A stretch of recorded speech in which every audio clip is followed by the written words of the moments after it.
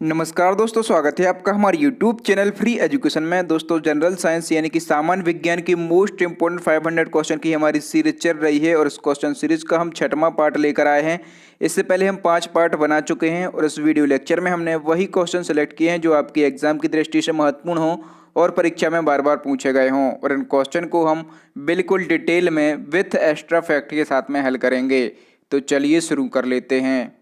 Question number 126 है, क्योंकि 125 question हम पिछले 5 वीडियो में कवर कर चुके हैं। तो क्वेश्चन है टाइटन किस ग्रह का उपग्रह है। तो दोस्तों, जितने भी क्वेश्चन इस वीडियो में लाया हूं, यदि आपको किसी भी क्वेश्चन का आंसर पता है तो वीडियो को पॉज करके अपना आंसर लगाएं। इसके बाद मैं आंसर बताऊंगा और क्वेश्चन के रिलेशन में जितने भी एक्स्ट्रा फैक्ट बन सकते हैं सभी को समझाऊंगा। तो ये जो टाइटन है ना, ये शनि का उपग्रह है, तो इस क्वेश्चन का बी ऑप्शन सही हो जाएगा। और ये जो टाइटन है ये शनि का सबसे बड़ा उपग्रह है, ठीक है। और आपसे परीक्षा में क्वेश्चन पूछा जाएगा कि सबसे ज़्यादा उपग्रह किस ग्रह के पास हैं। तो सबसे ज़्यादा उपग्रह जो हैं ये शनि के पास हैं, और उपग्रहों की संख्या कितनी है शनि के, तो 82 है, ठीक है। देखिए, मैं आपको बता दूं कि शनि के उपग्रहों की संख्या पहले 62 थी, ठीक है, लेकिन अक्टूबर 2019 में शनि के 20 और नए उपग्रह खोजे गए हैं। तो इस प्रकार से शनि के उपग्रहों की संख्या कितनी हो गई है, तो 82 हो गई है। ये आपको याद रखना है। इससे पहले सबसे ज़्यादा उपग्रह बृहस्पति के पास थे, कितने थे, तो 67 थे, लेकिन अब सबसे ज़्यादा उपग्रह हैं शनि के पास। नया अपडेशन है, तो आपसे परीक्षा में क्वेश्चन पूछा ही जाएगा, इसको आप याद रख लें। नेक्स्ट क्वेश्चन है 25 अप्रैल को विश्व भर में कौन सा दिवस मनाया जाता है। तो 25 अप्रैल को मनाया जाता है विश्व मलेरिया दिवस। तो इस क्वेश्चन का सी ऑप्शन सही हो जाएगा, ठीक है, याद रखेंगे। अब देखिए, यहाँ पर बात हुई है मलेरिया की, तो मलेरिया से हमें याद रखना है कि ये जो मलेरिया है ये प्रोटोजोआ से होने वाली बीमारी है, ठीक है, प्रोटोजोआ से होने वाली बीमारी है। और यह रोग मादा एनाफिलीज मच्छर के काटने से होता है, ठीक है, मादा एनाफिलीज मच्छर के काटने से होता है। और इस मच्छर में प्लाज्मोडियम नाम का परजीवी पाया जाता है। और जब मादा एनाफिलीज मच्छर काटता है तो ये प्लाज्मोडियम नाम का परजीवी हमारे रक्त में फैल जाता है और मलेरिया रोग हो जाता है, ठीक है। और क्वेश्चन आपसे पूछा जाता है कि जो मलेरिया रोग है इससे कौन सा अंग प्रभावित होता है। तो मलेरिया रोग से प्रभावित होता है प्लीहा, ठीक है। क्या प्रभावित होता है, प्लीहा प्रभावित होता है। और प्लीहा का एक और नाम है, तो प्लीहा का दूसरा नाम क्या है, तो इसको तिल्ली कहा जाता है, ठीक है, इसको तिल्ली कहा जाता है। और इसको इंग्लिश में कहा जाता है स्प्लीन। क्या कहा जाता है, तो इसको इंग्लिश में स्प्लीन कहा जाता है। तो ये प्लीहा के तीन नाम हैं, प्लीहा, तिल्ली और स्प्लीन, जो कि मलेरिया से प्रभावित होते हैं और किसी भी नाम से परीक्षा में पूछ लेता है, तो इनको याद रखेंगे। नेक्स्ट क्वेश्चन है मेरबेन का तेल किसे कहा जाता है। तो मेरबेन का तेल कहा जाता है नाइट्रोबेंजीन को। तो इस क्वेश्चन का बी ऑप्शन सही हो जाएगा। केमिस्ट्री का क्वेश्चन है, काफ़ी अच्छा क्वेश्चन है। तो मेरबेन का तेल जो है नाइट्रोबेंजीन को कहा जाता है, और जो मेरबेन का तेल है इसका उपयोग परफ्यूम इंडस्ट्री में किया जाता है, ठीक है। और ये जो नाइट्रोबेंजीन है इसका रासायनिक सूत्र पूछा जाता है, तो C6H5NO2 जो है इसका रासायनिक सूत्र होता है, याद रखेंगे। नेक्स्ट क्वेश्चन है मस्तिष्क का वह हिस्सा जो हमारे शरीर में भावनात्मक प्रतिक्रियाओं को नियंत्रित करता है। तो भावनात्मक प्रतिक्रियाओं को नियंत्रित कौन करता है, हाइपोथैलेमस। तो इस क्वेश्चन का डी ऑप्शन सही हो जाएगा। देखिए, जो हाइपोथैलेमस है ये हमारे शरीर में भूख, प्यास, शरीर में दर्द और सेक्सुअल सेटिस्फेक्शन को रेगुलेट करता है।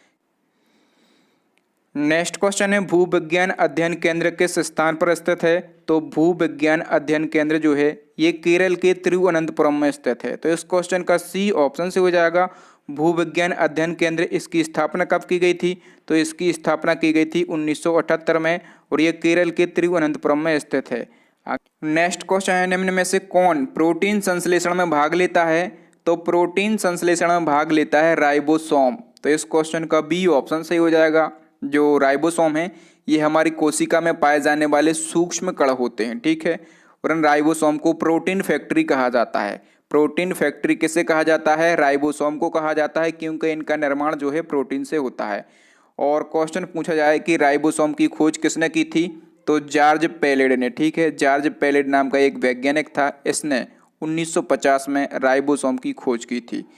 नेक्स्ट क्वेश्चन है चुनावी स्याही को बनाने में किस केमिकल का प्रयोग किया जाता है। मोस्ट इंपोर्टेंट क्वेश्चन है। तो चुनावी स्याही को बनाने में सिल्वर नाइट्रेट का प्रयोग किया जाता है।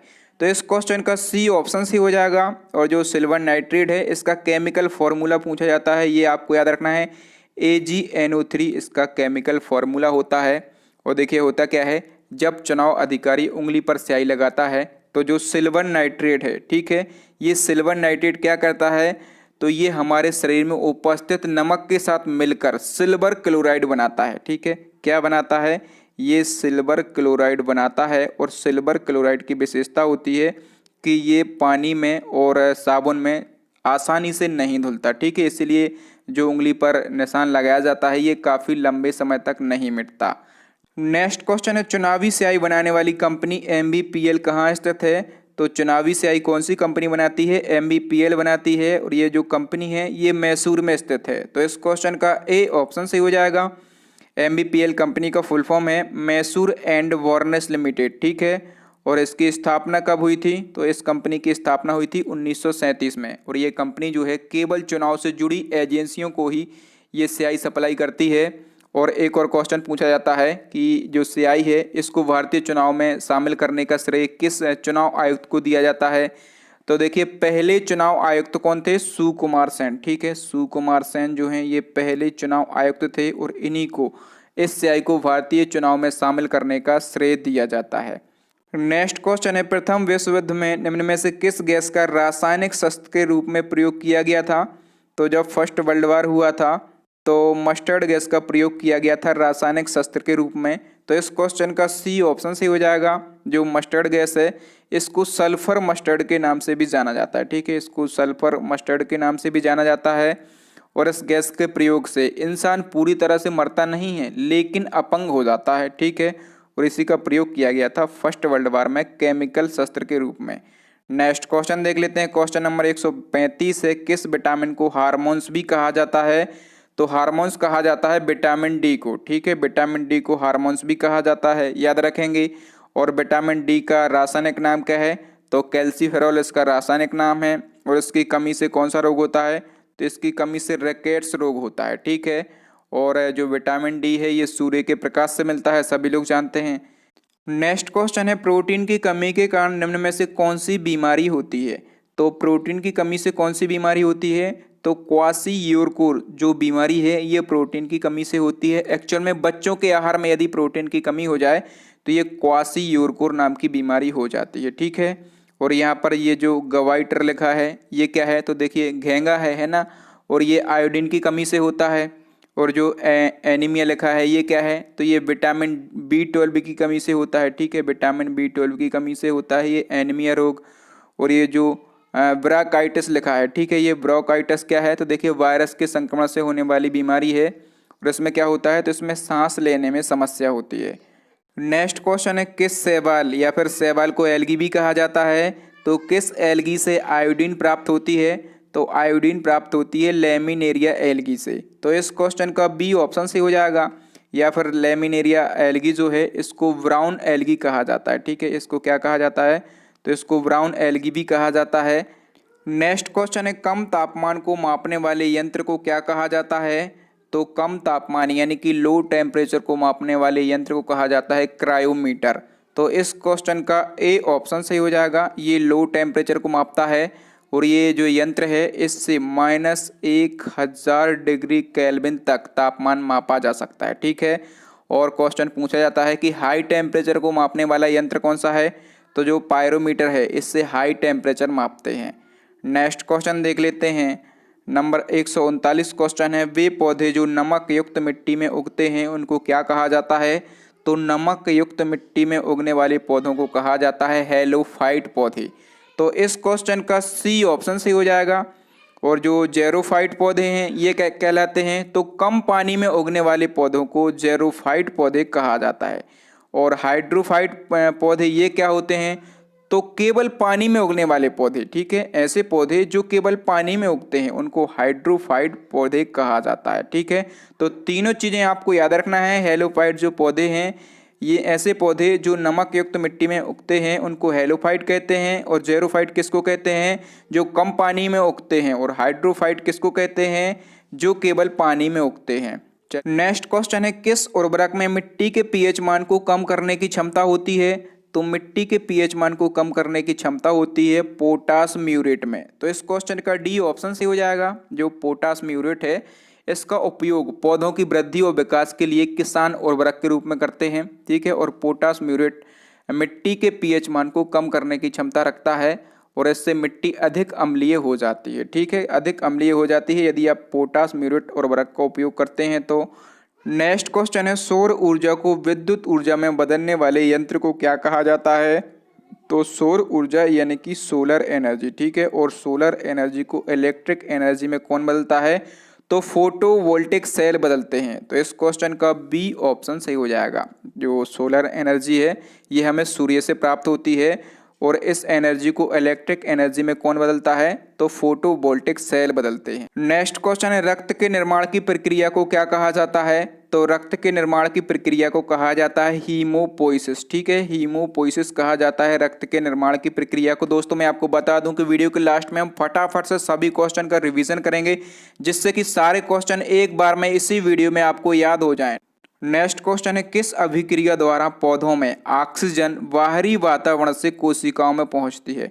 देखिए, जिस अभिक्रिया द्वारा पौधों में ऑक्सीजन बाहरी वातावरण से कोशिकाओं में पहुंचती है उसको विसरण कहा जाता है। क्या कहा जाता है? उसको विसरण कहा जाता है। और विसरण को इंग्लिश में क्या बोलते हैं? तो विसरण को इंग्लिश में बोलते हैं डिफ्यूजन, ठीक है, डिफ्यूजन बोलते हैं इंग्लिश में, इसको भी याद रखेंगे। नेक्स्ट क्वेश्चन है, ऑक्टेन संख्या, ये क्वेश्चन पूछा जाता है। ऑक्टेन संख्या या फिर ऑक्टेन नंबर किसकी गुणवत्ता की माप है? तो ये जो ऑक्टेन संख्या है ये मोटर ईंधन जो होते हैं, जो पेट्रोल है, जो डीजल है, इन सभी की गुणवत्ता मापने के लिए प्रयोग की जाती है। तो यहाँ पर डीजल ऑप्शन में है तो सी ऑप्शन सी हो जाएगा। नेक्स्ट क्वेश्चन देख लेते हैं, नंबर 145 क्वेश्चन है, सोडियम क्लोराइड का पीएच मान कितना होता है? तो सोडियम क्लोराइड का पीएच मान होता है 7। तो इस क्वेश्चन का बी ऑप्शन सही हो जाएगा, ठीक है। और जो सोडियम क्लोराइड है इसको साधारण नमक भी कहा जाता है और इसका रासायनिक सूत्र क्या होता है? तो NaCl इसका रासायनिक सूत्र होता है। नेक्स्ट क्वेश्चन है, नाको एक संस्था है जिसका संबंध है, तो नाको का आपको संबंध बताना है। तो नाको एक ऑर्गेनाइजेशन है और इसका संबंध होता है एड्स से। तो इस क्वेश्चन का सी ऑप्शन सही हो जाएगा। एक्चुअल में ये जो नाको है एक गवर्नमेंट ऑर्गेनाइजेशन है। इसका प्रमुख कार्य क्या होता है? तो HIV एड्स की रोकथाम करना इसका प्रमुख कार्य होता है। और जो नाको है इसका फुल फॉर्म क्या होता है? तो नेशनल एड्स कंट्रोल ऑर्गेनाइजेशन इसका फुल फॉर्म होता है और इसको हिंदी में बोलते हैं राष्ट्रीय एड्स नियंत्रण संगठन। जो नाको है इसकी स्थापना कब हुई थी? तो 1992 में इसकी स्थापना हुई थी और इसका हेडक्वार्टर कहाँ पर है? तो दिल्ली में इसका हेडक्वार्टर है। तो नाको ऑर्गेनाइजेशन से इतनी बातें हमें याद रखना है। नेक्स्ट क्वेश्चन है, दंत चिकित्सक यानी कि जो डेंटिस्ट होते हैं वो किस अम्ल का प्रयोग करके दांतों को साफ करते हैं? तो दांतों को साफ करने में फास्फोरिक एसिड का प्रयोग किया जाता है। तो इस क्वेश्चन का ए ऑप्शन सही हो जाएगा, ठीक है। डेंटिस्ट दांतों को साफ करने में फास्फोरिक एसिड का प्रयोग करते हैं। और फास्फोरिक एसिड का एक और प्रयोग पूछा जाता है कि जो जंग लगी वस्तुएं होती हैं उनको साफ करने में किसका यूज़ करते हैं? तो फास्फोरिक एसिड का ही प्रयोग करते हैं। नेक्स्ट क्वेश्चन देख लेते हैं, नंबर 148 क्वेश्चन है, किस देश के पास कोई भी नाभिकीय कार्यक्रम नहीं है? ये क्वेश्चन प्रीवियस RRB NTPC के एग्जाम में पूछा गया था। तो देखिए मैं आपको बता दूं, जो जापान है इसके पास कोई भी नाभिकीय कार्यक्रम नहीं है। देखिए हुआ क्या था, जब सेकंड वर्ल्ड वॉर हुआ था, ठीक है, तो 1945 में अमेरिका के द्वारा जापान के 2 शहर हिरोशिमा और नागासाकी शहरों पर परमाणु बम गिराए गए थे, ठीक है। और इस परमाणु बम के हमले से वहाँ पर बहुत ही ज़्यादा भीषण तबाही हुई थी और इसी तबाही को देखकर अब तक जापान ने कोई भी परमाणु बम डेवलप नहीं किया है। तो इसका आंसर जापान हो जाएगा। ये प्रीवियस रेलवे एग्जाम में पूछा गया था। नेक्स्ट क्वेश्चन देख लेते हैं, क्वेश्चन नंबर 149 है, रात्रि के समय आकाश में कौन सा ग्रह लाल दिखाई देता है? तो लाल ग्रह कौन सा दिखाई देता है? तो मंगल देता है। तो इस क्वेश्चन का ए ऑप्शन सही हो जाएगा। जो मंगल ग्रह है इसको लाल ग्रह के उपनाम से जाना जाता है। और क्वेश्चन पूछा जाता है कि मंगल लाल दिखाई देता है किस कारण से? तो मंगल जो है ये लाल दिखाई देता है आयरन ऑक्साइड के कारण से, ठीक है, आयरन ऑक्साइड के कारण से मंगल लाल दिखाई देता है। नेक्स्ट क्वेश्चन है, जीरोपथमिया, जो जीरोपथमिया रोग है ये किससे संबंधित है? तो जीरोपथमिया रोग जो है ये आंखों से संबंधित है। तो इस क्वेश्चन का ए ऑप्शन से हो जाएगा। देखिए जीरोपथमिया जो रोग है इसको हिंदी में सिसका छिपाक कहा जाता है। क्या कहा जाता है? तो इसको सिसका छिपाक कहा जाता है क्योंकि ये हिंदी नाम से भी पूछ सकता है। और ये किससे संबंधित है, तो ये आंखों से संबंधित है। और क्वेश्चन पूछा जाए कि ये किसकी कमी से होता है, तो जो जीरोपथमिया रोग है या फिर सिसका छिपाक रोग है, ये विटामिन ए की कमी से होता है। इसमें होता क्या है, तो इसमें आंखों का पानी सूख जाता है, ठीक है, और आंसू नहीं निकलते, और आंख में क्या होता है, तो सफ़ेद सफ़ेद धब्बे पड़ जाते हैं। तो दोस्तों फटाफट से हम क्विक रिवीजन कर लेते हैं। क्वेश्चन नंबर 126 हमने पूछा था टाइटन किस ग्रह का उपग्रह है, तो टाइटन जो है ये शनि का उपग्रह है और ये शनि का सबसे बड़ा उपग्रह है। नेक्स्ट क्वेश्चन है 25 अप्रैल को विश्व भर में कौन सा दिवस मनाया जाता है, तो 25 अप्रैल को मनाया जाता है विश्व मलेरिया दिवस। अगला नेक्स्ट क्वेश्चन है मेरबेन का तेल किसे कहा जाता है, तो मेरबेन का तेल कहा जाता है नाइट्रोबेंजीन को, और नाइट्रोबेंजीन का रासायनिक सूत्र होता है C6H5NO2, ठीक है, रासायनिक सूत्र भी याद करेंगे। नेक्स्ट क्वेश्चन था मस्तिष्क का वह हिस्सा जो हमारे शरीर में भावनात्मक प्रतिक्रियाओं को नियंत्रित करता है, तो भावनात्मक प्रतिक्रियाओं को नियंत्रित करता है हाइपोथैलेमस। नेक्स्ट क्वेश्चन है मानव रक्त किस प्रकार का ऊतक है, तो जो मानव रक्त है ये तरल संयोजी ऊतक है, तरल संयोजी ऊतक है मानव रक्त, और इसको इंग्लिश में बोलते हैं fluid connective tissue. Next question है निम्न में से कौन प्रोटीन संश्लेषण में भाग लेता है, तो प्रोटीन संश्लेषण में भाग लेता है राइबोसोम, याद रखेंगे। चलिए नेक्स्ट क्वेश्चन क्या था हमारा, चुनावी स्याही को बनाने में किस केमिकल का प्रयोग किया जाता है, तो जो चुनावी स्याही होती है उसमें सिल्वर नाइट्रेट का प्रयोग किया जाता है, और सिल्वर नाइट्रेट का केमिकल फॉर्मूला क्या है, AgNO3 जो है इसका केमिकल फॉर्मूला है। नेक्स्ट क्वेश्चन हमने पूछा था चुनावी स्याही बनाने वाली कंपनी कौन सी है, MVPL है, और ये कहाँ पर स्थित है, ये मैसूर में स्थित है, और इस जो MVPL है इसका फुल फॉर्म है Mysore paint and varnish limited. Next question है प्रथम विश्व युद्ध में निम्न में से किस गैस का रासायनिक शस्त्र के रूप में प्रयोग किया गया था, तो जब फर्स्ट वर्ल्ड वॉर हुआ था तो रासायनिक शस्त्र के रूप में प्रयोग की गई थी मस्टर्ड गैस। नेक्स्ट क्वेश्चन देख लेते हैं किस विटामिन को हार्मोन्स भी कहा जाता है, तो विटामिन डी को हार्मोन्स भी कहा जाता है, और उसका केमिकल नाम क्या होता है, तो कैल्सीफेरॉल जो है इसका केमिकल नेम होता है। नेक्स्ट क्वेश्चन है प्रोटीन की कमी से कौन सी बीमारी होती है, तो क्वासियोरकोर जो है ये प्रोटीन की कमी से बीमारी होती है, मुख्य रूप से बच्चों में होती है ये बीमारी। नेक्स्ट क्वेश्चन है किस एल्गी किस शैवाल से आयोडीन प्राप्त होती है, तो आयोडीन प्राप्त होती है लैमिनेरिया एल्गी से, ठीक है, और इनको ब्राउन एल्गी भी कहा जाता है। नेक्स्ट क्वेश्चन है कम तापमान को मापने वाले यंत्र को क्या कहा जाता है, तो कम तापमान यानी कि लो टेम्परेचर को मापने वाले यंत्र को कहा जाता है क्रायोमीटर, ठीक है, और क्रायोमीटर के माध्यम से -1000 डिग्री केल्विन तक तापमान को माप सकते हैं। नेक्स्ट क्वेश्चन है वे पौधे जो नमक युक्त मिट्टी में उगते हैं उनको क्या कहा जाता है, तो नमक युक्त मिट्टी में उगने वाले पौधों को कहा जाता है हेलोफाइट पौधे। नेक्स्ट क्वेश्चन है किस उर्वरक में मिट्टी के पीएच मान को कम करने की क्षमता होती है, तो मिट्टी के पीएच मान को कम करने की क्षमता होती है पोटाश म्यूरेट में। नेक्स्ट क्वेश्चन है सौर ऊर्जा को विद्युत ऊर्जा में बदलने वाले यंत्र को क्या कहा जाता है, तो सोलर एनर्जी को इलेक्ट्रिक एनर्जी में कौन बदलता है, तो फोटोवोल्टिक सेल बदलते हैं। नेक्स्ट क्वेश्चन है रक्त के निर्माण की प्रक्रिया को क्या कहा जाता है, तो रक्त के निर्माण की प्रक्रिया को कहा जाता है हीमोपोइसिस। नेक्स्ट क्वेश्चन था किस अभिक्रिया द्वारा पौधों में ऑक्सीजन बाहरी वातावरण से कोशिकाओं में पहुंचती है, तो ऑक्सीजन बाहरी वातावरण से कोशिकाओं में पहुंचती है, उस अभिक्रिया को कहा जाता है विसरण या फिर डिफ्यूजन बोलते हैं इंग्लिश में।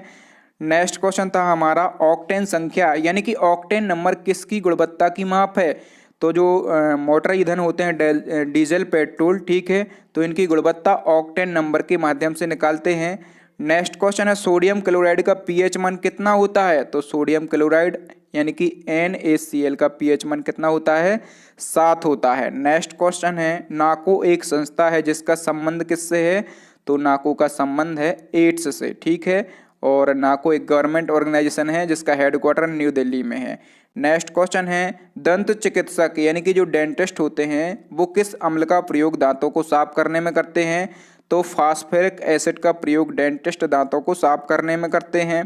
नेक्स्ट क्वेश्चन था किस देश के पास कोई भी नाभिकीय कार्यक्रम नहीं है, तो जापान के पास कोई भी नाभिकीय कार्यक्रम नहीं है। नेक्स्ट क्वेश्चन है रात्रि के समय आकाश में कौन सा ग्रह लाल दिखाई देता है, तो लाल दिखाई देता है मंगल, और मंगल को लाल ग्रह के उपनाम से जाना जाता है, और ये लाल दिखाई क्यों देता है, तो आयरन ऑक्साइड के कारण ये लाल दिखाई देता है। नेक्स्ट क्वेश्चन था हमारा जीरोपथमिया रोग किससे संबंधित है? तो ये जो रोग है ये आंखों से संबंधित है और ये विटामिन ए की कमी के कारण हो जाता है। तो दोस्तों यहाँ पर हमारे 150 क्वेश्चन कंप्लीट हो गए हैं। फटाफट से आपको चैलेंजिंग क्वेश्चन का आंसर देना है। सीएनजी का पूरा नाम क्या है? सीएनजी का पूरा नाम आपको बताना है। आपके लिए 4 ऑप्शन दिए गए हैं। अच्छा हाँ, सीएनजी के आपको कम से कम 2 उपयोग भी लिखना है, क्योंकि सीएनजी के उपयोग भी पूछे जाते हैं आपके एग्जाम में। तो थैंक यू दोस्तों, वीडियो देखने के लिए बहुत बहुत धन्यवाद। यदि आपको वीडियो अच्छा लगा हो ना तो प्लीज़ वीडियो को लाइक करके हमें मोटिवेट जरूर करें और इस वीडियो को अपने स्टडी रिलेटेड व्हाट्सएप ग्रुप में शेयर करें और हमारे चैनल को सब्सक्राइब करने के साथ साथ बेल आइकन जरूर दबा लें, ताकि जब भी मैं कोई नया वीडियो डालूँ तो उसका नोटिफिकेशन सबसे पहले आपको मिल सके। और दोस्तों यदि आप चाहें तो जो हम पहले पार्ट बना चुके हैं, 5 पार्ट हम साइंस के बना चुके हैं, तो वो भी विजिट कर सकते हैं। हमारी प्लेलिस्ट को विजिट करके देख सकते हैं। तो प्लेलिस्ट की लिंक आपको यहाँ पर डिस्क्रिप्शन में मिलेगी और यहाँ पर आई बटन में मिलेगी, या फिर अभी आपको 3 इंपॉर्टेंट वीडियो दिख रहे होंगे, उनको देख ले। थैंक यू दोस्तों, मिलते हैं अगले वीडियो में। तब तक के लिए जय हिंद, जय भारत, वंदे मातरम।